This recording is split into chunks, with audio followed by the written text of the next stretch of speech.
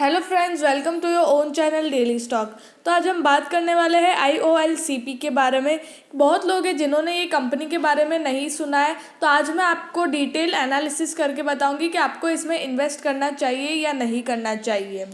आगे बढ़ने से पहले अगर आपने हमारे चैनल को सब्सक्राइब नहीं किया हो तो आप हमारे चैनल को सब्सक्राइब ज़रूर कर दीजिएगा। अब मैं आपको IOLCP IOL chemicals and pharmaceutical limited, ये एक फार्मा कंपनी है। ऊपर से किसमें एंगेज्ड, क्या काम करती है? ये ऑर्गेनिक केमिकल्स और बल्क में ड्रग्स बनाती है। ड्रग्स मतलब वो नहीं, मतलब जो आप दवाई यूज़ करते हो वो, लेकिन उसमें आइबुप्रोफेन ये एक दवाई है जिसमें ये लीडिंग कंपनी है। और ये किस में काम आता है, मतलब आपको जो पेन होता है, एक तरह से ये पेन किलर है। उसके बाद से जो पीरियड्स में जो पेन होता है और बहुत तरह के पेन, उसमें ये जो दवाई है बहुत अच्छे से यूज़ होती है। और एक लीडिंग कंपनी है जहाँ पे ये जहाँ सबसे ज़्यादा आइबुप्रोफेन यही बनाती है। उसके बाद से इसका मार्केट कैपिटलाइजेशन 4094.12 करोड़ इसका मार्केट कैपिटलाइजेशन है। मतलब ये एक स्मॉल कैप कंपनी जहाँ पे इसका ग्रोथ होना बाकी है। मतलब लोग स्मॉल कैप कंपनी में इन्वेस्ट करते हैं जहाँ पे इनको कम रुपए में शेयर मिलता है। उसके बाद से जब ये बढ़ता है, जब कंपनी बढ़ती है तो शेयर का भाव भी बढ़ता है। तो आप समझ सकते हो कि आप अभी इन्वेस्ट करो तो बाद में जब आप 2-3 साल बाद देखो, जब ये मिड कैप होगी तो आपको कितना ज़्यादा प्रॉफिट होगा। उसके बाद है इसका बुक प्राइस है 5.05 और इसका आप बुक वैल्यू देख सकते हो 138.22। मतलब 138.22 का अगर आप 5.05 टाइम्स करो तब जाके इसका जो मार्केट शेयर प्राइस है वो आता है। और उसका पी आप देख सकते हो 9.25 और इंडस्ट्री पी है 36.27। अगर आप इंडस्ट्री पी से कंपेयर करो तो ये अभी आपको बहुत सस्ते भाव में मिल रहा है। उसके बाद से इसका डिविडेंड यील्ड है 0.43%। डिविडेंड अगर आप डिविडेंड देखो ये कंपनी का तो 30% ये डिविडेंड देती है। पुट कॉल रेशियो है इसका 8.56 और इसका EPS अर्निंग पर शेयर है इसका 75.42। डिलीवरेबल्स चार्जेस इसका 41.49%। अब अगर हम इसका रेवेन्यू और प्रॉफिट फाइनेंशियल स्टेटमेंट देखें तो 2017 से 2020 तक अगर आप देखो तो आपको सिर्फ इंक्रीमेंट ही दिखेगा। जहाँ पे 2017 में आप देखो इसका रेवेन्यू तो 0.71 करोड़ था और अब आप देखो 2020 में तो 1.91 करोड़ है। जहाँ पे 2017 में प्रॉफिट भी नहीं हुआ तो 2018 में देखो तो 0.02 करोड़ इतना प्रॉफिट हुआ।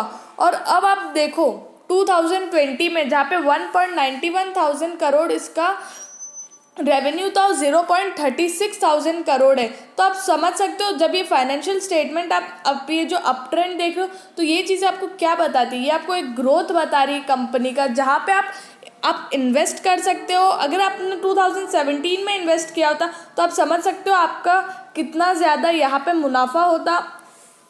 तो बहुत मतलब ऐसी बात है कि आप अभी भी इसमें इन्वेस्ट कर सकते हो और फिर 4-5 साल जब आप ट्रेंड देखोगे उसका तो आप कंपनी का एक ग्रोथ देख सकते हो, एक विजन देख सकते हो। उसके बाद आप उसमें इन्वेस्ट करो तो आप बहुत अच्छे से मुनाफा कमा सकते हो। स्टॉक मार्केट एक ऐसी चीज़ है जहाँ पे आप मुनाफा कमा भी सकते हो अगर आप पूरा उस कंपनी का विजन देखो, उसका ग्रोथ देखो, आप उसका अच्छे से एनालिसिस करो, आप अच्छे से पैसा कमा सकते हो। लेकिन अगर आप बिना सोचे समझे इन्वेस्ट करते हो तो आप समझ लीजिए कि आपका पैसा डूबना ही है। आज नहीं तो 2 दिन बाद, और 2 दिन बाद नहीं तो 1 साल बाद आपका पैसा उस कंपनी में डूबना ही है। अगर आपने बिना सोचे समझे इन्वेस्ट किया है लॉन्ग टर्म के लिए, कंपनी अच्छी होनी चाहिए तभी आप उसमें इन्वेस्ट कर सकते हो।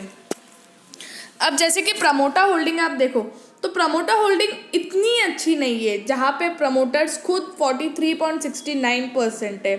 म्यूचुअल फंड होल्डिंग है 0.02%, डोमेस्टिक DIIs है 0.02% और FIIs है 6.39%।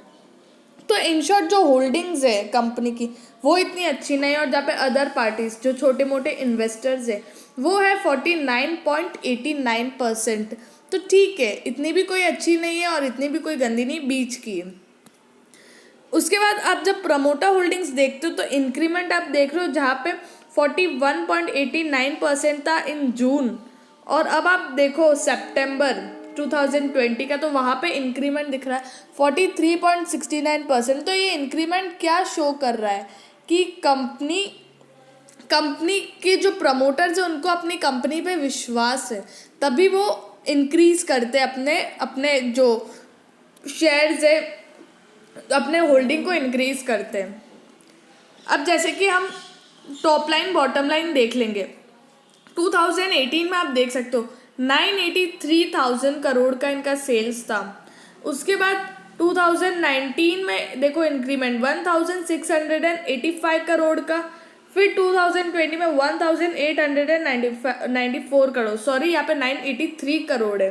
तो आप इंक्रीमेंट देख रहे हो 1,894, 2018 से कितना ज़्यादा इंक्रीज हो गया है, 983 करोड़ से 1,894। उसके बाद आप जो अदर इनकम है वो भी इंक्रीमेंट में है। तो मार्च 2018 में टोटल इनकम था 985 करोड़ का, और मार्च 2020 में जो टोटल इनकम है 1,910 करोड़ का। तो जो सेल्स है वो क्या बताती है कि लोगों को ट्रस्ट आ रहा है इनकी दवाई पे, इनके ड्रग्स पे लोगों को ट्रस्ट आ रहा है और लोग बाय कर रहे हैं, तभी इनका सेल्स इंक्रीज हो रहा है, इनका नेट प्रॉफिट उसी वजह से इंक्रीज हो रहा है। लोगों को या फिर आदत लग गई है कि नहीं हमें ये पेन होगा तो हमें ये ही दवाई लेनी है, ऐसा हो गया है, उस वजह से इनका जो सेल्स है वो इंक्रीज हो रहा है। टोटल एक्सपेंडिचर आप देखो तो 1356, और उसके बाद जब इंटरेस्ट देखो तो वो कम हो गया। वो क्यों कम हो गया? क्योंकि कंपनी का जो डेट है वो कम हो गया, कंपनी का डेट कम हुआ है, कंपनी का इंटरेस्ट अपने आप कम हो गए। तो 236 करोड़ जो इनका नेट प्रॉफिट था वो इंक्रीज हो गया है 361 करोड़ इन मार्च 2020। बहुत ज़्यादा अच्छी बात है, कंपनी का नेट प्रॉफिट इतना ज़्यादा इंक्रीज हो गया है। उसके बाद आप basic EPS, earning per share, एक शेयर पे कितना कमाता है कोई भी इन्वेस्टर। तो इन मार्च इन 2018 में आप देखो तो कुछ 4.93, मतलब आप 5 रुपये समझ सकते हो। 2019 में आप इंक्रीमेंट देख रहे हो कंपनी का 42.11 रुपीज़ पर शेयर कमा रहा है। उसके बाद इन 2020 63.51 रुपीज़, कितनी अच्छी बात है, मतलब कितना ज़्यादा इंक्रीमेंट हो गया इन 2 to 3 ईयर्स। तो आप सोच भी नहीं सकते हो इतना ज़्यादा इंक्रीमेंट हो गया। बुक वैल्यू अगर आप देखो तो 38.38 रुपीज़ इन 2018, उसके बाद 83.38 और फिर 143 रुपीज़। मतलब आप ये चीज़ देख रहे हो कि कंपनी के एसेट्स कितने इंक्रीज हो गए और कंपनी की लायबिलिटीज़ कितनी डिक्रीज हो गई है। उसके बाद ग्रॉस प्रॉफिट मार्जिन देखो इन 2018 तो 12.79%, और 2020 में अगर आप देखो ग्रॉस प्रॉफिट मार्जिन तो 31.13%। मतलब ग्रॉस प्रॉफिट कब इंक्रीज होगा? जब कंपनी का प्रॉफिट इंक्रीज होगा तभी ग्रॉस प्रॉफिट, जब कंपनी की सेल्स इंक्रीज होगी तभी ग्रॉस प्रॉफिट इंक्रीज होना है। ऑपरेटिंग मार्जिन कब इंक्रीज होगा? जब कंपनी का ऑपरेशंस, कंपनी जो काम करी वो चीज़ की वैल्यू, वो चीज़ जब इंक्रीज होगी मार्केट में तभी उसका ऑपरेटिंग मार्जिन इंक्रीज होना है। तो 9.72% था इन 2018, और अब आप देखो तो 29.25% हो गया है।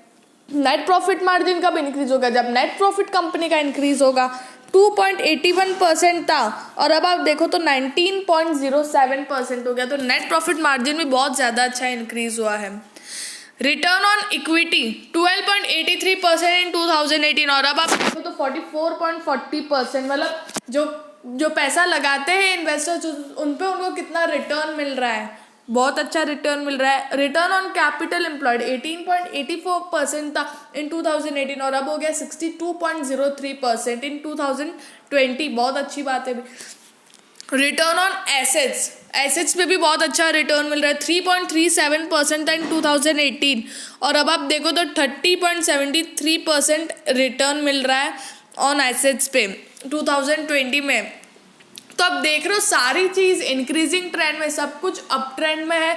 तो कंपनी मतलब कितना अच्छा ग्रोथ कर रही है, उस वजह से इतना अच्छा चल रहा है IOLCP में। करंट रेशियो भी बहुत अच्छा है, 1.90 था इन 2019 और अभी 2.32 हो गया। और क्विक रेशियो आप देख सकते हो तो 1.16 और अभी 1.71 हो गया 2020 में। तो इसका मतलब क्या है कि ये ना कंपनी का जो कैश फ्लो है वो भी बहुत अच्छा है, मतलब जितना होना चाहिए उतना है कैश फ्लो, ना कम है ना ज़्यादा है। डेट टू इक्विटी आप देख सकते हो तो 0.54 और अभी 0.07, कितना ज़्यादा डिक्रीज कर दिया उन्होंने डेट भी। तो आप समझ सकते हो उसी लिए कंपनी का जो इंटरेस्ट है, जो फाइनेंशियल स्टेटमेंट जो हमने टॉप लाइन बॉटम लाइन में देखा था वो डिक्रीज हो गया था, कितना ज़्यादा था इन 2019 में और 2020 में कितना डिक्रीज हो गया।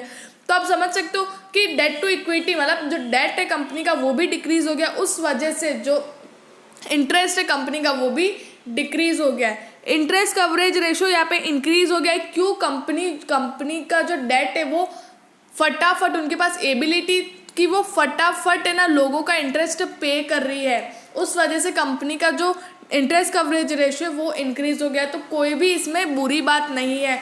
अभी तक आपने जो भी देखा है कंपनी का वो सब कुछ पॉजिटिव वे में था, तो ये बहुत अच्छी बात है कि कंपनी बहुत अच्छा वर्क कर रही है। उसके बाद 3 साल का अगर आप CAGR सेल्स देखो, कंपाउंड एनुअली ग्रोथ रेट देखो, तो वो भी बहुत अच्छा है, मतलब इंक्रीजिंग, मतलब बहुत नहीं लेकिन अच्छा है। 2019 से भले डिक्रीज हुआ क्योंकि आप ऑन एन एवरेज निकालो तो उस वजह से डिक्रीज हुआ, लेकिन अगर आप सिर्फ 2020 या 2019 to 20 का देखो तो वो इंक्रीजिंग ट्रेंड में ही है। 2019 में 42.66% था और अभी 38.66%। अगर आप एवरेज निकाल दो तो थोड़ा सा डिक्रीज हुआ है। और नेट प्रॉफिट अगर आप देखो तो वो देखो आप डायरेक्ट इतना ज़्यादा इंक्रीज हो गया। अगर आप 3 साल का एवरेज निकाल रहे हो 80.83 था इन 2019 और अब आ गया 326.1% आ गया है।